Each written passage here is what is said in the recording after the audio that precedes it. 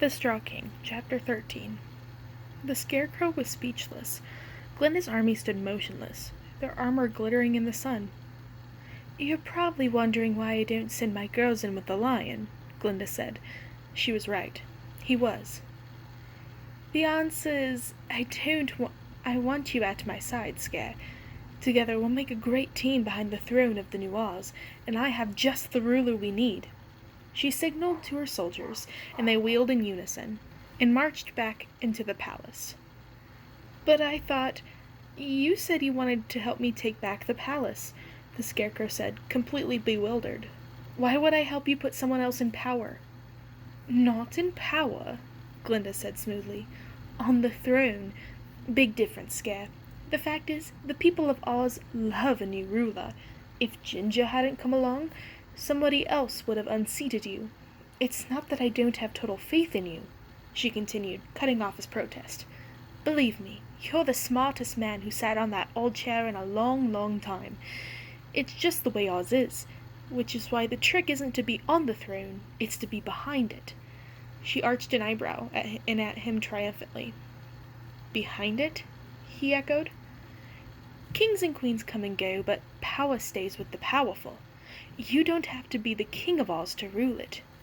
Do you see what I'm saying?" He did, although he wasn't entirely sure he believed her. Something told him that, as pretty and as kind as she seemed, Glinda wasn't being entirely straight with him. But two could play at this game until he figured out her real motives. "So we find someone who listened to us, and find a way to put that person in the Emerald Palace?" "Oh, I knew you'd get it," she said. "That's exactly what I'm talking about. I have the strength to get rid of that ugly little pest Ginger, and I know just the girl to put in her place." She pulled the jeweled bird out of her dress. "Bring me the princess," she told it, "and make sure she's wearing a dress this time. She's visiting a witch after all." She giggled and put the bird away. "She's the dullest little thing, really," Glinda said. "Always wanting to sit in the garden and read a book. If you can believe it, she goes for walks in the countryside." Glinda shuddered. Reading books was not something to sneer at. "No interest in fashion, and she's been up north for ages in the wretched Gillikin country, so she has no manners to speak of. She's quite the rustic, but she's quiet. She's royalty, and she'll do what she's told." "Royalty?" asked the Scarecrow, totally confused.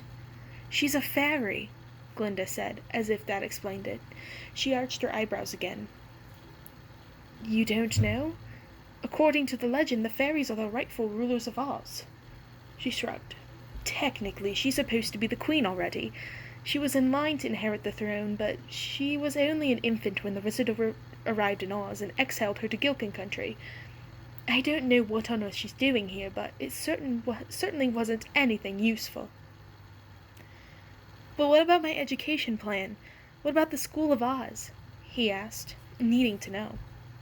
"I think you and I could convince her to do just about anything," Glinda countered, but he suddenly felt like he was the one being convinced. The solarium doors opened, and a young girl walked in the room. The first thing the Scarecrow noticed about her was that she was extraordinarily beautiful. She had huge, luminous green eyes, and thick, inky black hair fell in heavy curls to her waist. Her skin was clear and glowing, and she was the picture of youthful innocence. But unlike Glinda, who played up her beauty with elegant clothes and artful makeup, the fairy princess wore a simple dress. She was barefoot and carrying a bunch of flowers. "Look what I brought from the garden," she said excitedly as she ran up to them. "Glinda, the star lilies are blooming." She held up the white blossoms. Tiny, real constellations sparkled among the petals, winking in and out. "Ozma, those are weeds," Glinda said. With a wave of her hand, the blossoms withered and turned to glitter. "We don't bring weeds into the palace, dearest. Now, I want you to meet someone." She glanced down at Ozma's bare feet and sighed.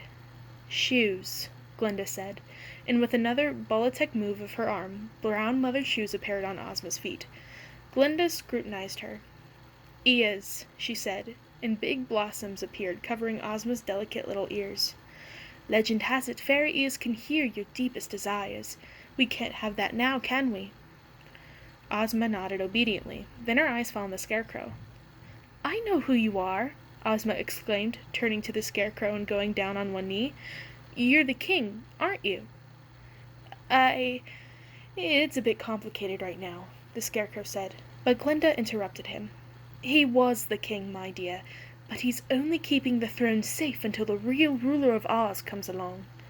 Glinda winked at the Scarecrow over Ozma's head, and he saw immediately what she was doing. "In fact, he's been waiting all along for that person to return to the Emerald City, and she is very needed. Do you know who she is?" Ozma, wide-eyed, shook her head. Glinda threw back her head and laughed. "Why, it's you, dearest! You're the direct descendant of Lorraine, the fairy who created the Oz out of the deadly desert, as you know. But that doesn't make you part of a wonderful family. It means you're the rightful Queen of Oz. That's why I've brought you back from the Gillikin country." Ozma gasped, and her hands flew to her face in shock. "But I don't know how to be Queen, Glinda." "Why do you think I've been so insistent you learn about manners and fashion, my dear? You needn't worry. The Scarecrow's incredibly experienced, and we'll both be right next to you, ready to help you with anything you need." Ozma frowned. Isn't being a queen about much more than manners and fashion? The faintest note of impatience crept into Glinda's voice.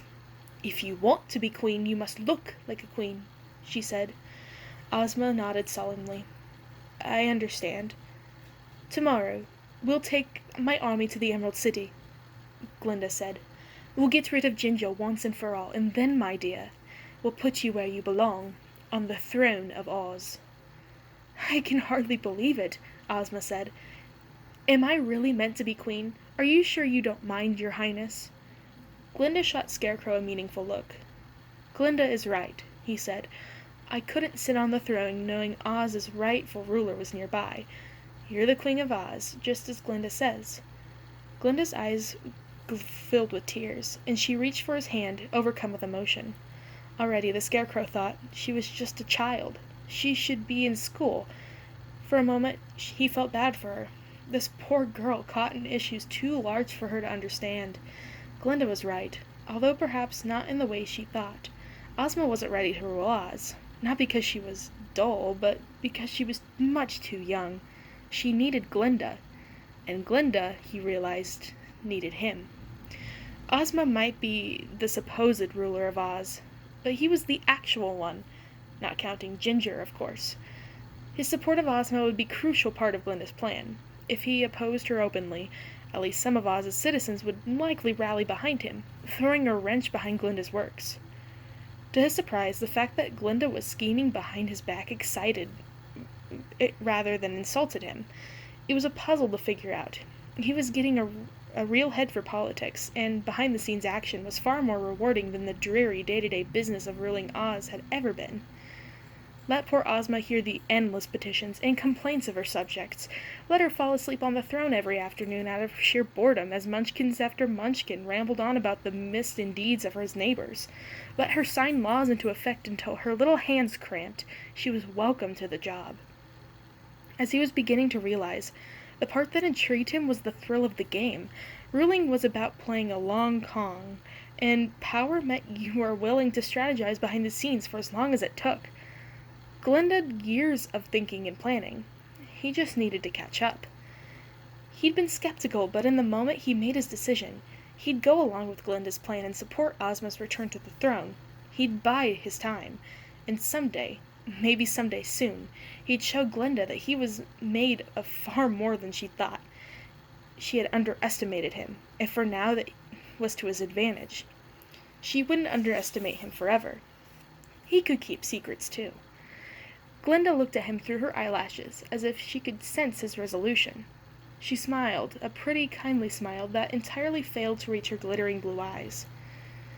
As he walked away, Glinda called after him. He turned around and her eyes, those magnetic pools of blue, met his. "The thing you'll never understand is that it doesn't matter how much information you put in your brain. It's about what you do with the information you have." She smiled, the satisfied smile of a well-fed carnivore. He knew he was supposed to be afraid to to feel out of his depth. Glinda wanted him to know that she was smarter than him, and that she always will be. But Glinda had finally made a mistake. She never meant to boast, or even threaten him. But without realizing it, she'd given him the instructions he needed.